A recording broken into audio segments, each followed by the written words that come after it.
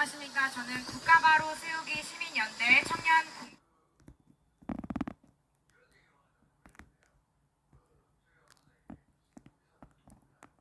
찾아왔을까요? 우리가 사랑하는 대한민국은 작년 3월 9일 대선의 결과를 통해 지금 정말 많은 것들을 되찾고 우리의 방향들을 바르게 세워가고 있습니다. 그런데 그 결과가 어떻게 나온 것인지 아십니까? 대한민국을 사랑하는 국민들이 시민단체로 똘똘 뭉쳐서 3월 9일 대선의 부정을 막기 위해 밤새 감시하고 잘못된 부분들을 잡아내고 선거 부정을 막아냈기 때문에 부정을 일으키려 하는 자들이 뒤로 물러섰고 결과적으로 지금 대한민국은 좋은 열매를 맺어가는 그런 감사한 시간 가운데 있는 것입니다. 이제 내년 4월 10일 제22대 국회의원 선거날을 기점으로 지금 때이 세워지고 바로 잡아갈 것인가 아니면 회방하는 잘들로 인하여서 다시 무너뜨려질 것인가에 대한 경로에 서 있기 때문에 지금 이 자리에 모두 같은 마음으로 서 계시다고 생각합니다. 여러분, 사이버 공간에서 나라를 해치는 자들을 소프트 에너미라고 합니다. 현대의 전쟁 공간의 소프트 에너미는 보이지 않는 실체입니다. 어디서 침투하는지 또 내용은 무엇인지 방어하는 방법은 무엇인지 알아내기가 쉽지 않습니다. 사이버 공간의 속성을 정확하게 이해하지 못하면 망하는지 흥하는지 그 내용도 모르고 그저 당하는 것입니다. MZ세대들은 이 사이버 공간에 아주 익숙하지만 정작 국가 차원에서 소프트 에너미가 무엇인지에 대해서는 이해가 부족합니다. 이런 분야는 전문성을 가지고 대하지 않으면 안 됩니다. 전 세계 해킹 실력 1위가 미국, 2위가 중국, 3위가 러시아, 4위가 이스라엘, 그리고 북한이 5위로 봅니다. 최근 우리나라의 해킹을 통한 부정선거가 있었다는 주장이 많습니다.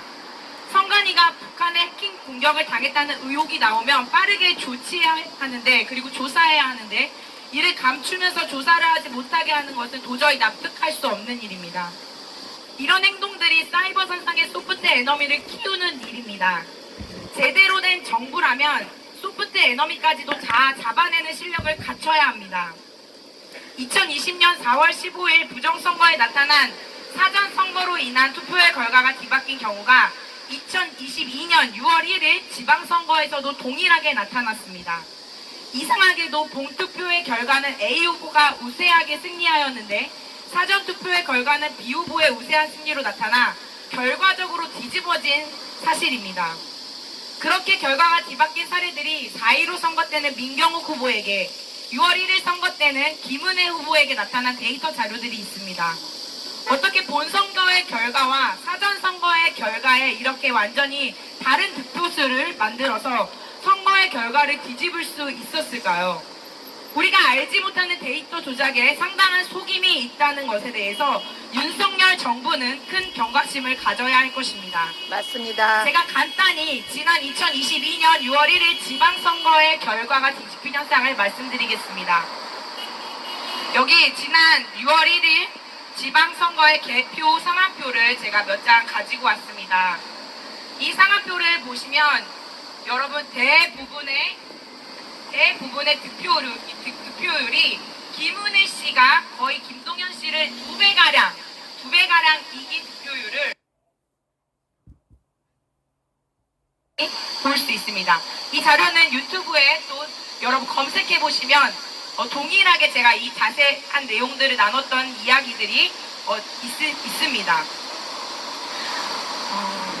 상당히 많은 지역에서 김은희 씨가 거의 2배 이상 표를 받아 승리한 결과가 있음에도 불구하고 사전투표의 결과가 김동연 씨에게는 플러스 값이 4로 김은혜 씨에게는 마이너스 값이 3.1로 인하여서 우세하게 이기고 있던 김은혜 씨의 그 승률이 갑자기 사전선거 결과로 말미암아 바꿔지게 되어지는 이상한 현상들이 나타나게 됩니다.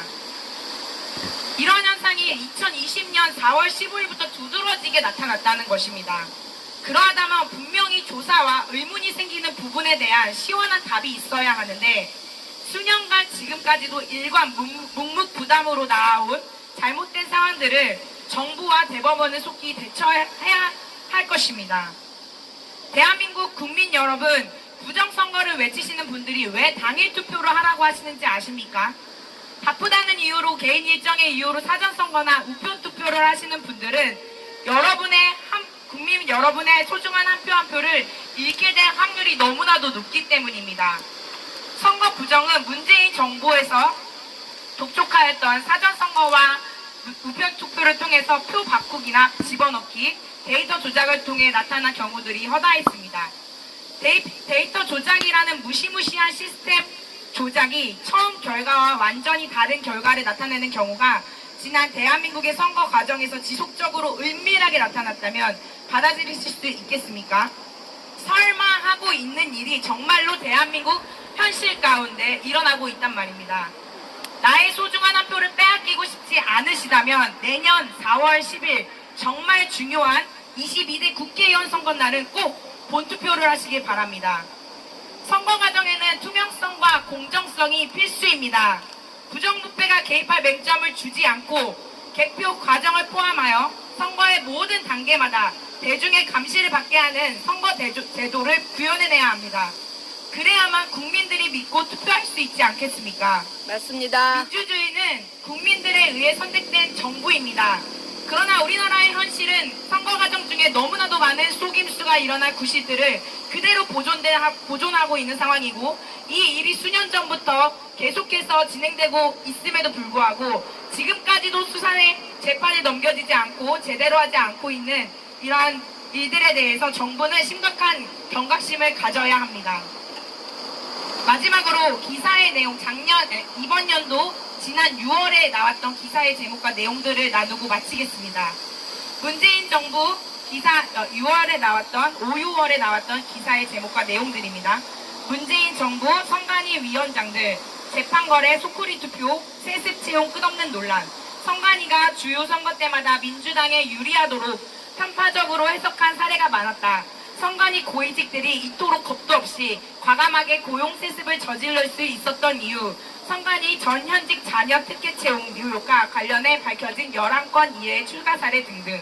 윤석열 대통령실도 고용 세습 등 선관위 내부 부조리 문제의 심각성을 인식하고 예의주시하고 있다라는 기사의 내용을 보면 윤석열 대통령실임도 지금 이 소식을 듣고 접했다는 소식을 우리가 볼 수 있게 됩니다. 윤석열 대통령님도 잘 아시다시피 내년 22대 국회의원 선거는 너무나도 중요합니다. 대통령님의 향방도 내년의 선거에 많은 영향을 미치게 될 것입니다. 선거 부정에 눈을 뜨고 계신 분들은 내년 4월 10일 선거에 대해 경각심을 가지고 국민들을 깨우기 위해 본인의 사비까지 들여 일하고 계십니다. 또 알리고 계십니다. 자유, 인권, 공정, 연대의 가치의 기반으로 국민이 진정한 주권인 나라를 만들어가겠다고 하신 윤석열 대통령님, 선거 제도의 투명성과 공정성을 살려주셔서 국민들이 진정한 주인이 되도록 만들어주시길 부탁드립니다.